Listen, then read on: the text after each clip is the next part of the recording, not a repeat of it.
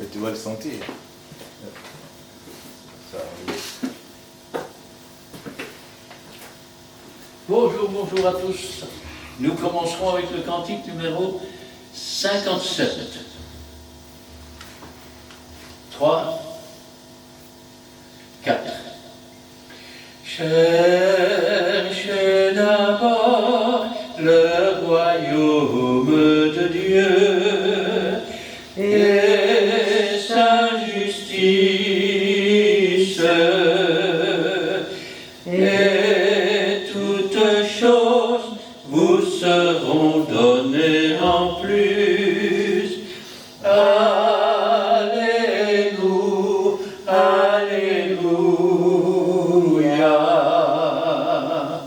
L'homme ne vivra pas de pain seulement, mais de toute parole qui sortira de la bouche de Dieu. Alléluia, Alléluia. Pour continuer avec le cantique numéro 197.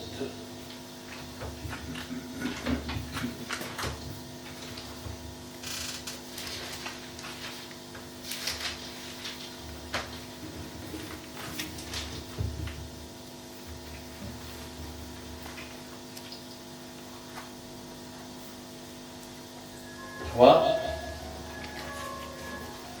4.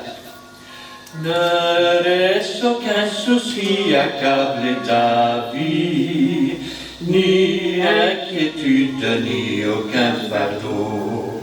Mais regarde comment Dieu revêt de lys et comment il nourrit l'oiseau. Ne crains pas, ami, crois, ne crains pas, il pourvoit, car il est le Père qui toujours prend soin de l'enfant qui a pris sa main. Amen. Amen. Et enfin le cantique numéro 52.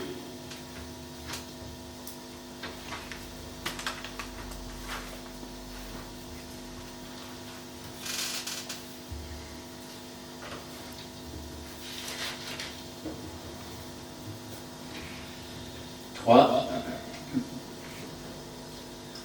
4. Chante Alléluia au Seigneur. Chante Alléluia au Seigneur. Chante Alléluia. Chante Alléluia. Chante Alléluia au Seigneur. Chante Alléluia au Seigneur. Chante Alléluia au Seigneur. Chante Alléluia. Chante Alléluia. Chante Alléluia au Seigneur. Amen. Amen. Cet après-midi, j'aimerais bien surprendre la parole de Dieu avec vous.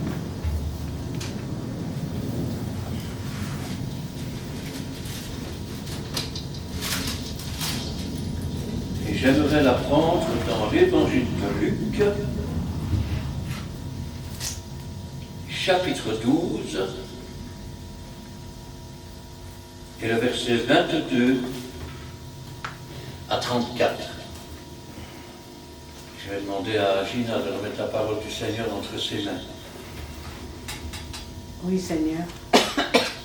Merci pour ta parole que tu as préparée aujourd'hui pour ton peuple. Bénis ton serviteur que tu t'es choisi et fasse-le pour que ce soit toi qui parles à travers lui. Oins-le, Seigneur, de tout l'onction de ton Saint-Esprit.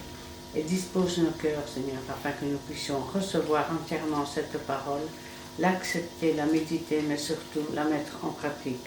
Gloire te soit rendue. Dans le beau nom de Jésus-Christ. Amen. Amen. Amen. Jésus dit ensuite à ses disciples, « C'est pourquoi je vous dis, ne vous inquiétez pas pour votre vie de ce que vous mangerez, ni pour votre corps de quoi vous serez vêtus. La vie est plus que la nourriture, et le corps plus que le vêtement. Considérez les corbeaux, ils ne sèment ni ne moissonnent, ils n'ont ni cellier ni grenier, et Dieu les nourrit. Combien ne valez-vous pas plus que les oiseaux? Qui de vous, par inquiétude, peut ajouter une coudée à la durée de sa vie? Si donc vous ne pouvez pas même la moindre chose, pourquoi vous inquiétez-vous du reste? Considérez comment croissent les lys. Ils ne travaillent ni ne filent. Cependant, je vous dis que Salomon même, dans toute sa gloire, n'a pas été vêtu comme l'un d'eux. Si Dieu revêt ainsi l'herbe qui est aujourd'hui dans les champs, et qui demain sera jetée au four, à combien plus forte raison ne vous vêtira-t-il pas, gens de peu de foi? Et vous, ne cherchez pas ce que vous mangerez et ce que vous boirez, et ne soyez pas inquiets, car toutes ces choses, ce sont les païens du monde qui les recherchent. Votre Père sait que vous en avez besoin. Cherchez plutôt le royaume de Dieu, et toutes ces choses vous seront données par-dessus. Ne crains point, petit troupeau, car votre Père a trouvé bon de vous donner le royaume. Vendez ce que vous possédez, donnez-le en aumône. Faites-vous des bourses qui ne s'usent point, un trésor inépuisable dans les cieux, où les voleurs n'approchent point et où la teigne ne détruit point. Car là où est votre trésor, là aussi sera votre cœur. Amen. Amen. Amen. Jésus dit ensuite, il faut dire que il venait de leur parler d'une chose assez étrange. Un homme dont les récoltes avaient rapporté énormément, il avait détruit ses greniers, il en avait fait de plus grands, il avait stocké toute sa récolte, et puis il s'était dit, repose-toi maintenant, tu as des biens pour des années. Mais le soir même, un ange est venu et lui a dit, aujourd'hui même, ta vie te sera redemandée, et tout ce que tu as semé, pour qui est-ce que ça va être? Dieu nous appelle à ne pas être des avares, des gens qui accumulent tout et n'importe quoi. Vous savez, quand je pense à l'histoire de cet homme, la première chose qu'on voit, c'est que quand il aura mis tous ses biens dans ses greniers, il va se reposer pendant des années. Et je pose la question, et tous ces ouvriers qui ont travaillé avec lui, qu'est-ce qu'ils vont faire? Il n'y a pas de chômage, il n'y a pas de mutuelle. Ils n'auront plus de travail. Les terres vont rester là, abandonnées. Pourquoi lui dit-il, et tout ce que tu as engrangé, pour qui ça va être? Ça veut dire que cet homme n'a pensé qu'à une chose, travailler, travailler, travailler, travailler, toujours plus, toujours plus, toujours plus. Il n'a même pas eu le temps de fonder une famille. Il n'a aucune descendance, aucun enfant. C'est quelqu'un qui a vécu en égoïste pour lui-même. À aucun moment il n'a eu de pitié ni pour ses ouvriers. À aucun moment il ne s'est soucié de savoir qui serait là après pour le succéder. Il fallait que tout tourne autour de lui et que tout soit pour lui. Et Jésus dit ensuite à ses disciples, c'est pourquoi je vous dis, ne vous inquiétez pas pour votre vie de ce que vous mangerez, ni pour votre corps de quoi vous serez vêtus.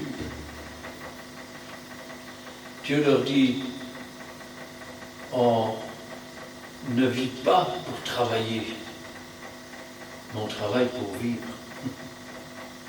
On ne vit pas pour manger, mais on mange pour vivre. Il y a une différence. Et quand je pense à cela, je me dis, Seigneur, je ne veux pas m'inquiéter. Je ne veux pas m'inquiéter de quoi je serai vêtu. Beaucoup de gens aujourd'hui dans le monde, ils me font penser parfois à ces enfants dont le couple est séparé et qui se retrouvent seuls, soit avec une mère, soit avec un père. Et quand vous visitez dans la maison, les enfants, regarde, j'ai ça, j'ai ça, j'ai ça, j'ai ça.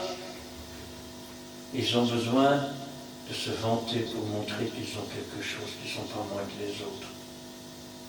Eh bien, dans le monde, il y en a beaucoup comme ça. Vous savez, je me souviens, à l'époque, avec mon camarade Yann Jacobs, nous allions promener en Hollande et un jour nous sommes arrivés dans un village et elle me dit, tu sais, ce village ici, quand il y a des jeunes mariés qui veulent se mettre en ménage et qui n'ont pas d'argent, ils passent le jour où on ramasse.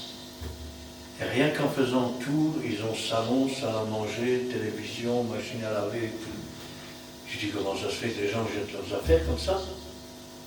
Non, il me dit, c'est simplement que dans ce village, s'il y en a un qui achète un nouveau canapé, il faut qu'il le montre à tout le monde. Et tout le monde est jaloux, donc tous les autres achètent des canapés. On trouve des canapés partout.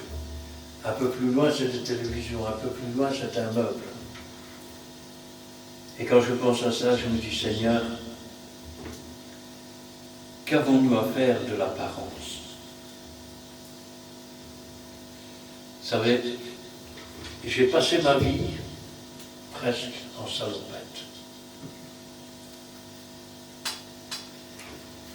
Et pour le reste, je me fais beau quand il y a une réunion. Mais sinon, j'aime bien vivre simplement. Et quand je pense à cela, je me dis, Seigneur, s'inquiéter pour ce qu'on va manger, s'inquiéter pour la façon dont on va être vêtu. Nous devrions bien plus nous inquiéter de savoir ce qui nourrit notre âme. De même que la bouffonnerie conduit à manger toutes sortes de saletés qui nuisent à notre santé, de même que on se tourne parfois vers des philosophies, vers des religions, vers des politiques qui nuisent à notre âme, qui engraissent notre âme, au point que quand Dieu vient avec le véritable pain de vie, avec le véritable torrent d'eau vive, notre âme est déjà rassasiée et elle n'en veut pas. Combien ont été appelés, mais n'ont jamais pu être élus? Quand nous parlons de la façon dont nous sommes vêtus, la question que nous devrions nous poser, ce n'est pas de savoir si nous avons une salopette, si nous avons un trou au genou, ou à la semelle de notre chaussure, ou si nos cheveux sont bien coiffés, ou pas, si nous avons un trou au milieu avec une piste d'atterrissage pour moustiques ou pas. Ce qui devrait nous intriguer, c'est de savoir si nous sommes revêtus du salut. Si nous portons une robe de fin lin blanc éclatant, les œuvres des saints, C'est de cela que nous devons être revêtus. Nous devons être nourris de la parole de Dieu. Amen. L'homme, nous l'avons chanté tout à l'heure, l'homme ne vivra pas de pain seulement, mais de toute parole qui sort de la bouche de Dieu. Amen. La vie est plus que la nourriture, et le corps plus que le vêtement. La vie, c'est plus que la nourriture. Vous savez, dans le monde, il y a des gens qui mangent bien tout ce que vous voulez. On dit que c'est des bons vivants. Mais dans la réalité, ils sont morts par leurs offenses. Parce que le véritable pain de vie n'est pas encore venu. Ou s'il est venu, ils l'ont rejeté.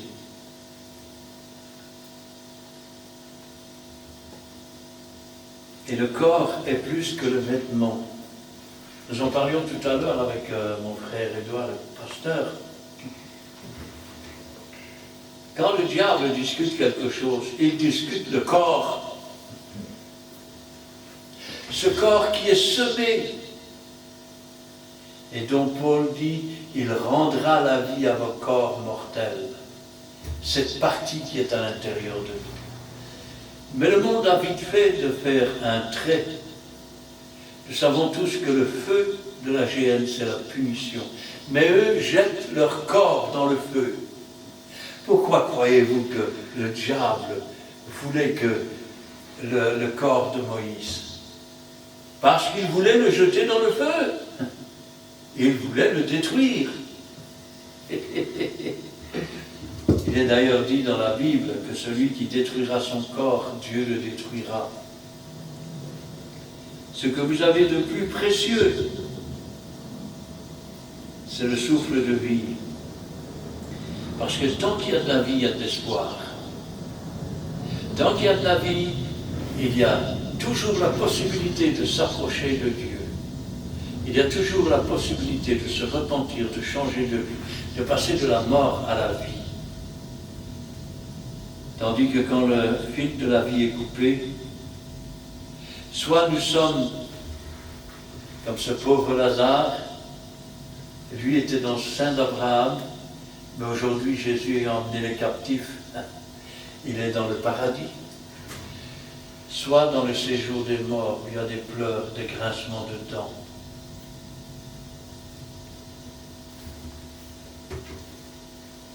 Considérez les corbeaux, ils ne sèment ni ne moissonnent, ils n'ont ni cellier ni grenier, et Dieu les nourrit.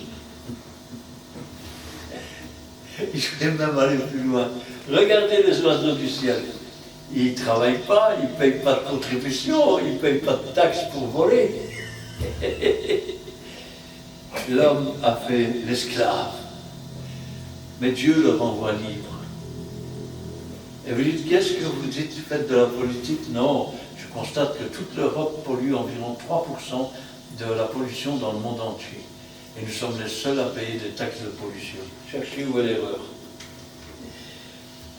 Ainsi donc, considérez les corbeaux, ils ne sèment ni ne moissonnent, ils n'ont ni cellier ni grenier, et Dieu les nourrit. Quand les hommes ont commencé à travailler la terre, c'était la punition, tu mangeras ton pain à la sueur de ton front. Et j'ai travaillé, ils récoltaient et ils mangeaient. Aujourd'hui, l'homme travaille, il ne récolte presque rien. Quand on lui a... C'est important ce que je vous dis là maintenant. Quand on lui a retiré des taxes sur son salaire, quand on lui a retiré 21% sur tout ce qu'il achète, et quand on lui a encore fait payer les contributions, son cadastre, et ainsi de suite, eh bien finalement, l'État se garde à peu près 60 ou 70% du salaire des ouvriers. Aussi est-il marqué dans le livre de l'Apocalypse. Malheur à vous, riches, vous avez privé les ouvriers de leur salaire dans les derniers temps. Votre or et votre argent seront comme la teigne et la rouille. Jacques 5. Jacques 5, ma femme le dit. C'est une encyclopédie. Ouais. C'est bien ça. Considérez les corbeaux, ils ne sèment ni ne moissonnent, ils n'ont ni cellier ni grenier, Dieu les nourrit. Combien ne valez-vous pas plus que les oiseaux? Qui de vous, par ses inquiétudes, peut ajouter une coudée à la durée de sa vie? Un jour, Jésus parlait d'un homme qui avait semé. Et parmi ses semences, une partie est tombée dans les ronces et dans les épines. Et Jésus dira, la semence qui est tombée dans les ronces et dans les épines, c'est la parole de Dieu qui est tombée dans un cœur qui était torturé, on va dire. Ces ronces et ces épines, ce sont les soucis du siècle qui viennent étouffer la parole de Dieu. Si donc vous ne pouvez pas même la moindre chose, pourquoi vous inquiétez du reste? Si je ne peux pas changer quoi que ce soit dans le futur, si je ne peux pas changer quoi que ce soit dans le passé, ce qui veut dire que je suis cantonné au présent. Je parle et l'instant d'après, je peux m'effondrer et mourir. Ou alors, nous parlons et l'instant d'après, il peut y avoir un tremblement de terre, la toiture nous tomber dessus. Ça veut dire que je ne peux rien changer au futur. Pourtant, il y a un moyen de changer le futur. Parce que le présent de beaucoup, c'est un présent qui entre dans le plan du diable. Le diable a tracé une voie pour conduire jusque dans le séjour des morts où il y a des pleurs et des grincements de dents. Mais à la croisée des chemins, la sagesse, celle qui a bâti sa maison, celle qui a taillé ces 7 colonnes, elle crie aux stupides, quittez la stupidité. Venez dans ce chemin. Jésus a dit, je suis le chemin, la vérité et la vie. Nul ne vient au Père que par moi. Même les insensés peuvent pas se perdre. Ce qui veut dire que Dieu, lui, a le pouvoir de changer notre destin. Il change les temps, il change les circonstances. Qui de vous, par ses inquiétudes, peut ajouter une coudée à la durée de sa vie? Si donc vous ne pouvez pas même la moindre chose, pourquoi vous inquiétez du reste? Chaque jour suffit sa peine. Le lendemain aura soin de lui-même. Considérez comment croissent les lys. Ils ne travaillent ni ne filent. Cependant, je vous dis que Salomon même, dans toute sa gloire, n'a pas été vêtu comme l'un d'eux. Dieu fait une comparaison. Et c'est vrai que vous pouvez regarder tous les vêtements que vous voulez. Comparez-les avec des fleurs. Dieu a revêtu le lys et les fleurs d'un vêtement vivant. Dieu veut aussi nous revêtir d'un vêtement vivant, qu'il appelle la robe du salut.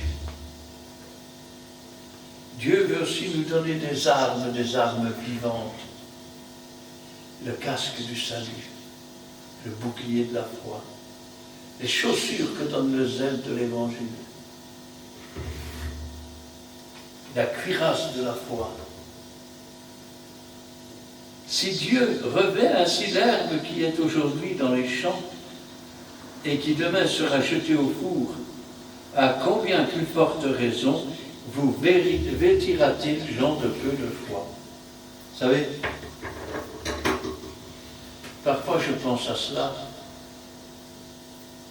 Je ne suis pas nudiste. Je vous le dis tout de suite. Et souvent dans les camps nudistes, il n'y a pas que simplement vouloir vivre librement, mais il y a d'autres choses qui se passent et qui ne sont pas toujours belles. Mais revenons à Adam et Ève. Avant qu'ils n'entrent dans la désobéissance, ils étaient nus.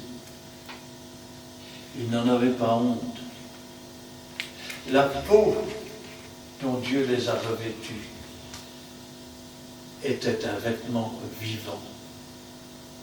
Un vêtement qui ne s'use pas, un vêtement qui se renouvelle. Mais voilà que, une fois entrés dans le péché, ils ont pris conscience qu'ils étaient nus. Et ils se sont cachés parmi les arbres du jardin, comme on se cache parmi les prétextes pour ne pas s'approcher de Dieu. Pour ceinture, ils se sont fait des feuilles de figuier. Et je peux vous dire que les feuilles de figuier, quand on s'en sert comme ceinture, ça gratte à bien des endroits. Autrement dit, des ceintures qui ne couvrent pas vraiment et qui ne font qu'irriter. Comme quand on se cache derrière ses biens pour se faire valoir, pour se donner une image. Mais Dieu qui sonde les cœurs, les reins, connaît et c'est tout. Tout est nu et découvert devant lui. Si Dieu revêt ainsi l'herbe qui est aujourd'hui dans les champs et qui demain sera jetée au four, à combien plus forte raison ne vous vêtira-t-il pas, gens de peu de foi? Alors, il y a plusieurs choses qu'il faut savoir. Il y a d'un côté l'avarice qui consiste à un peu comme Gripsou, à essayer toujours de prendre, à essayer toujours de paraître, et non pas d'être. Une vie qui n'est qu'une façade, mais dont l'intérieur est en ruine. Et puis, il y a les autres. Et vous ne cherchez pas ce que vous mangerez, ce que vous boirez. Ne soyez pas inquiets. Écoutez bien, car toutes ces choses, ce sont les païens du monde qui les cherchent. Alors, il faut faire la distinction entre deux choses. La première, la recherche des biens qui finit par accumuler même des choses qu'on n'a pas besoin. Et puis, l'autre, rappelez-vous en Égypte, ce pharaon qui faisait des rêves. J'ai rêvé que 7 vaches maigres sortaient du fleuve. Elles mangeaient les épis, elles étaient encore plus maigres. Puis 7 vaches grasses sont sorties de l'eau. Elles ont 7 vaches grasses sont sorties de l'eau, elles ont mangé des épis. Puis 7 vaches maigres, elles ont mangé de 7 vaches grasses et elles ont encore été plus maigres. Et la même chose avec 7 épis. Dieu avertissait. Il avertissait d'une famine. 7 ans d'abondance avant 7 ans de famine. De même, quand Dieu avertit que la famine approche, nous devons alors nous préparer, sans aucune inquiétude. Comme Joseph s'occupait du pays de Pharaon à l'époque, il mettait une partie du blé de côté chaque année, afin que quand la famine viendrait, l'Égypte soit sauvée. Ainsi, quand Dieu avertit que la famine approche, ça aussi c'est une question de foi. Vous avez des gens qui accumulent parce qu'ils ont peur de ne rien avoir à manger demain, mais qui n'en profiteront jamais. Et puis vous avez des gens à qui Dieu parle, mais qui ont autant de foi que les païens qui accumulent pour rien. Et ils ne font rien pour préparer le jour que Dieu a fixé. Nous ne devons jamais confondre ces deux cas. Et vous ne cherchez pas ce que vous mangerez ou boirez, et ne soyez pas inquiets. Même si vous avez fait ce que le Seigneur demande avant la famine et que vous ayez fait des réserves, quand vos réserves seront épuisées et qu'il n'y aura quasiment plus rien, rappelez-vous toujours que Dieu a vu que vous faisiez le premier pas, il fera le suivant.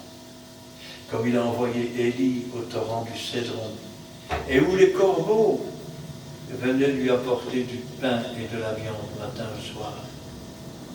Et quand le torrent de Cédron a été complètement asséché, il l'a envoyé vers une veuve de Sarepta, où il a multiplié l'huile et la farine afin qu'il puisse manger. Car toutes ces choses, ce sont les païens du monde qui les recherchent. Vous savez, c'est comme dans le monde. Vous avez des femmes qui courent après des hommes pour l'argent. Il n'y a pas d'amour là-dedans. Il n'y a rien que du profit.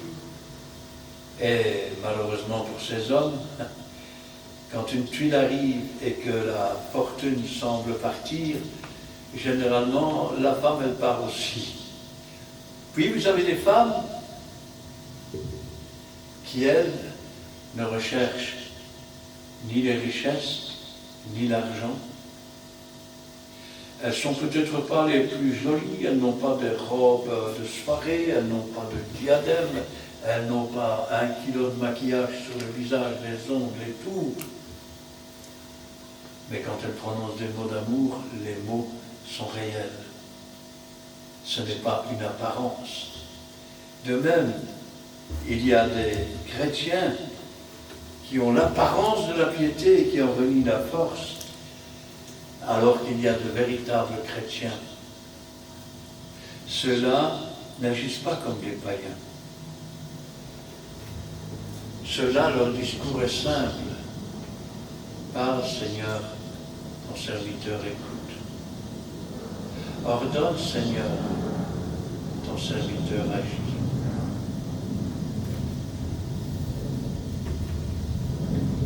Votre Père sait que vous en avez besoin. Dieu sait que nous en avons besoin. Il sait que nous devons manger. Il sait que nous devons boire. Aujourd'hui, il y a dans le monde des millions d'enfants qui ont faim, qui ont froid, qui ont soif. Vous voyez, si Dieu existait, ça n'arriverait pas. La terre produit assez de nourriture que pour nourrir toute la terre. Tous les êtres humains.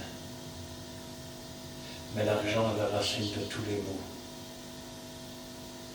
Et quand on ne sait pas profiter de quelqu'un ou que quelqu'un n'a rien, on ne lui offre même pas la possibilité de se tirer de la misère. Certains des pays sont les pays les plus riches, que ce soit en or, que ce soit en diamant, que ce soit en manganèse, que ce soit en tout ce que vous voulez. Et leurs habitants sont les plus pauvres qui existent. Quand je pense à cela, je dis, Seigneur, ce n'est pas que Dieu n'existe pas, ce n'est pas qu'il n'ait pas réparti les richesses, mais c'est que l'homme est un loup pour l'homme. Cherchez plutôt le royaume de Dieu. Toutes ces choses vous seront données par-dessus. Dieu sait que nous en avons besoin. Dieu change les temps, Dieu change les circonstances. Dieu incline les cœurs afin que nous soyons bénis. Vous savez,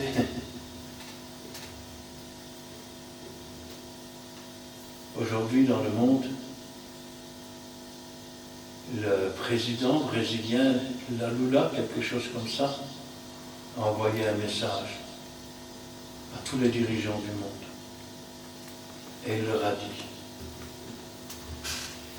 il y a des guerres partout, vous bombardez partout. Un jour, vous ne serez plus là. Et vos enfants, ils seront toujours sur la terre. Qu'allez-vous leur donner? Qu'allez-vous leur donner? De la misère et encore plus de misère.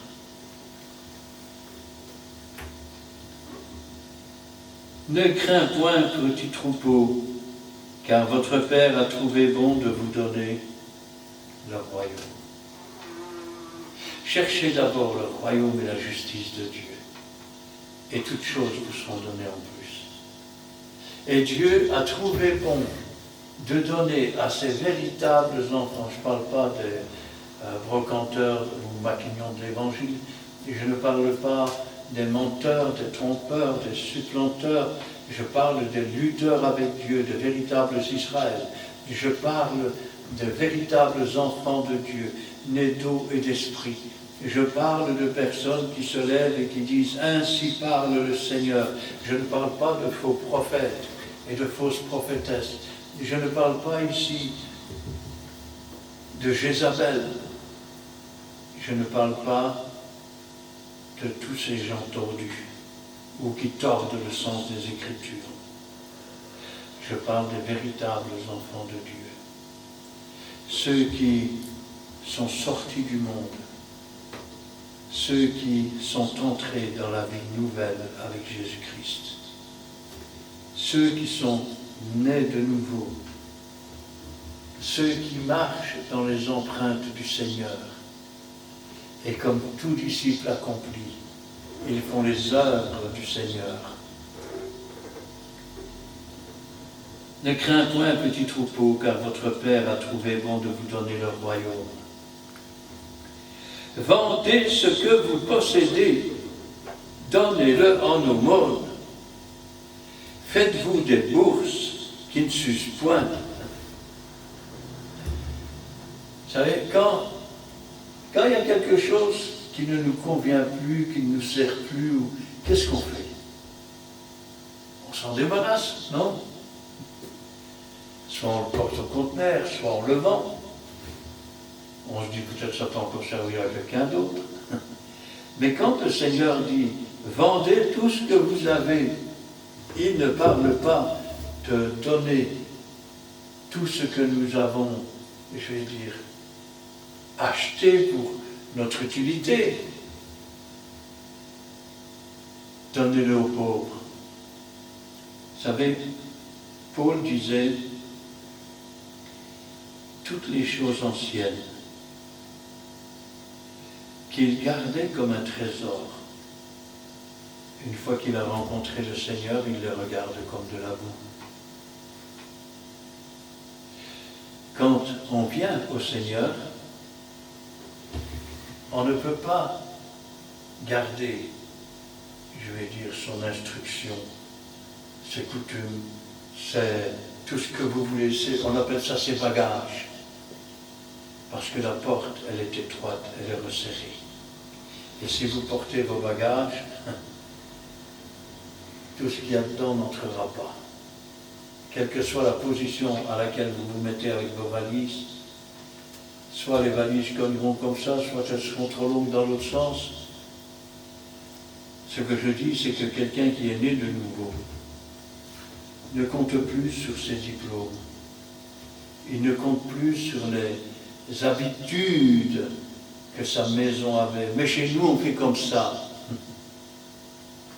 Il renonce à toute son ancienne vie. Celui qu'il était autrefois ou celle qu'elle était autrefois est morte. Ainsi, il est mort pour le monde et ressuscité en nouveauté de vie. Vendez ce que vous possédez, donnez-le en aumône. Faites-vous des bourses qui ne s'usent point, un trésor inépuisable dans les cieux, où les voleurs n'approchent point, où la teigne ne détruit point. Faites-vous un trésor dans les cieux. accumulé. Vous savez, nous sommes sauvés par grâce en vertu du sang que Christ a versé sur la croix du Calvaire. Ce salut est gratuit. La seule chose, c'est que nous devons reconnaître d'avoir vécu comme si Dieu n'existait pas. Nous devons accepter le sacrifice qui a été fait pour nous sur la croix. Et nous devons vivre tel que Dieu et Jésus nous le demandent. Maintenant, si nous gardons ces habitudes, ces traditions, ces coutumes, cette façon d'agir, à un moment donné, nous serons en contradiction avec ce que Dieu veut nous enseigner. Parce que Jésus a dit, si quelqu'un veut venir après moi, autrement dit, si quelqu'un veut faire les choses qu'il a faites, en faire de plus grandes, la première chose qu'il dit, qu'il renonce à lui-même. Renoncer à soi-même, c'est se mettre sur l'autel de Dieu, c'est s'offrir tout entier. C'est un sacrifice raisonnable. Qu'il renonce à lui-même, qu'il me suive, suivre sa parole, suivre ses enseignements, et qu'il porte sa croix, qu'il porte les moqueries et autres. Rappelez-vous ce que Jésus disait, « Heureux serez-vous lorsqu'on vous outragera, lorsqu'on dira faussement toutes sortes de mal à cause de mon nom. » C'est ainsi qu'on a traité les prophètes qui étaient avant nous. Porter la croix, c'est aussi apporter la bonne nouvelle de la mort et de la résurrection de Jésus-Christ sur la croix du Calvaire. Car là où est votre trésor? Voilà encore une chose, tenez. Si vous avez des bonnes choses dans votre trésor, eh bien, vous en tirez de bonnes choses, non? Mais si vous avez de mauvaises choses dans vos trésors, vous en tirez de mauvaises. Et la Bible nous dit que là où est ton cœur, là aussi est ton trésor. Ça veut dire que si ton cœur est tourné vers le monde et le prince du monde, dans ton cœur, il y a le monde et le prince du monde. Et si ton cœur est tourné vers Jésus-Christ, vers Dieu, là se trouve Dieu dans ton cœur, là se trouve Jésus dans ton cœur, là se trouve Saint-Esprit qui habite en toi, qui fait de toi son temple, son habitation. Et ma maison est une maison de prière. C'est une maison qui invoque le Seigneur, c'est une maison qui libère la puissance du Saint-Esprit pour proclamer au monde la fin de l'esclavage et le début de la liberté nouvelle.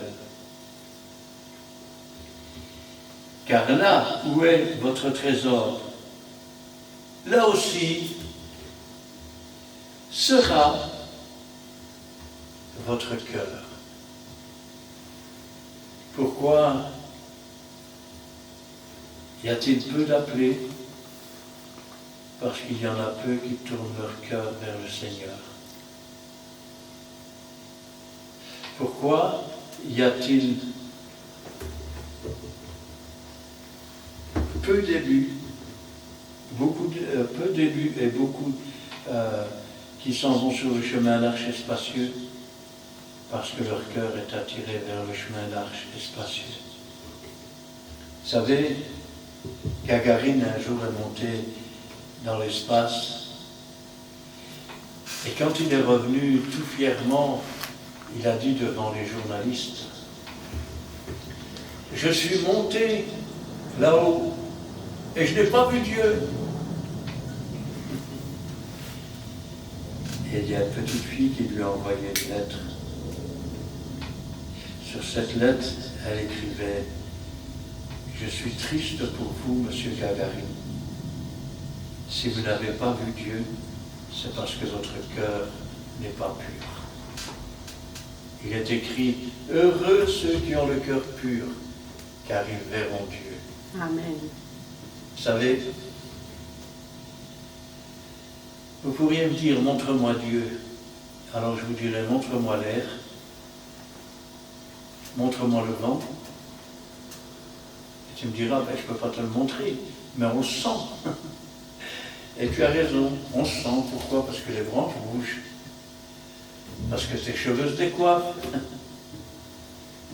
Montre-moi Dieu, et je te montrerai cette nature magnifique, qui est comme un jeu de domino, où chaque pièce trouve sa place exactement, et où chaque élément est distribué de telle façon que tout soit enchaîné et forme ce que nous appelons la nature qui est merveilleuse. Amen. Amen. Amen. Nous allons prier. Éternel, notre Dieu, notre Père, nous te louons, nous te rendons grâce. Béni sois-tu et gloire à toi, louange te soit rendue. Cet après-midi encore, Seigneur, tu nous rappelles que nous ne devons pas nous attacher à tout ce qui est du monde. Que nous ne devons pas, Seigneur, tourner notre cœur vers la destruction. Mais que nous devons au contraire laisser le Saint-Esprit diriger nos cœurs afin que ta vie, cette vie, soit remplie de puissance, de gloire, de Jésus-Christ, du Saint-Esprit, de Dieu le Père, et qu'ainsi nous puissions marcher heureux jour après jour. Gloire au Père, gloire au Fils et gloire au Saint-Esprit. Amen. Amen. Merci, mon Dieu, m'envoie. Merci, Dieu, le Père, ce Seigneur. Seigneur, encore il en demeure car si le tu éternel Dieu des arbres, combien peut rester que nous avons plus que ça? Si tu te manges, éternel Dieu, dans la nourriture au moins convenable pour vous, combien nous sommes plus qu'intéressants considérés devant ta face, l'homme que tu as créé selon ton image. Merci Père pour le message, merci pour la prière. Cet après-midi, éternel Dieu, bénis aussi Père Seigneur chaque famille représentée et ceux qui entendent ces messages, que le Saint-Esprit puisse fortifier leur cœur. De la maison Père Seigneur, bénis aussi notre chemin de retour. Dans le nom précieux de Seigneur Jésus-Christ. Amen. Amen. Merci Seigneur pour ta parole aujourd'hui, par le travers de laquelle tu as parlé à ton peuple. Tu nous demandes de ne pas nous inquiéter pour notre vie, de ce que nous allons manger et de ce que nous allons nous vêtir pour notre corps. Mais tu nous demandes de te rester fidèle, de faire ta volonté chaque jour, dans toutes les circonstances de la vie qui se présentent à nous, de rechercher ton royaume et toutes ces choses nous seront données en surplus. Car ce que ta bouche dit, ton bras l'accomplit, et tes promesses sont oui et amen. Augmente notre amour envers toi, augmente notre confiance en mon Dieu. Car tu es tout pour nous, tu es notre Dieu, notre Père, et nous sommes tes enfants. Bénis Seigneur, chaque famille représentée ici, bénis tes serviteurs présents, interviens pour nos familles respectives, notre famille biologique, notre famille spirituelle. Veille sur tous ceux qui ont besoin de toi, tous ceux, Seigneur, qui sont malades, tu les connais tous de par leur nom, et interviens pour tout ce qui se passe dans ce monde, mon Dieu, et écrase l'orgueil, l'égoïsme, la jalousie de tous les gouvernements, car tu vois le peuple souffre, Seigneur. Merci pour tout ce que tu feras. Gloire, honneur, puissance soit rendue dans le beau nom de Jésus-Christ. Amen. Amen. Eh bien, nous terminerons la réunion avec le cantique numéro 201.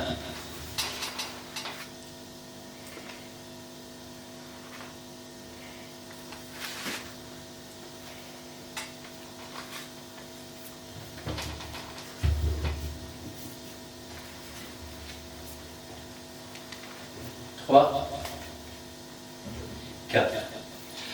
Notre Dieu règne encore, jamais son amour ne s'endort. Le vent se déchaîne et nos cœurs sont en peine, mais Dieu nous conduit jusqu'au port. Notre Dieu règne encore, jamais son amour ne s'endort. Ce qu'il nous promet reste vrai pour jamais. Notre Dieu règne encore. Notre Dieu règne encore, jamais son amour ne s'endort. Le vent se déchaîne et nos cœurs sont en peine, mais Dieu nous conduit jusqu'au port.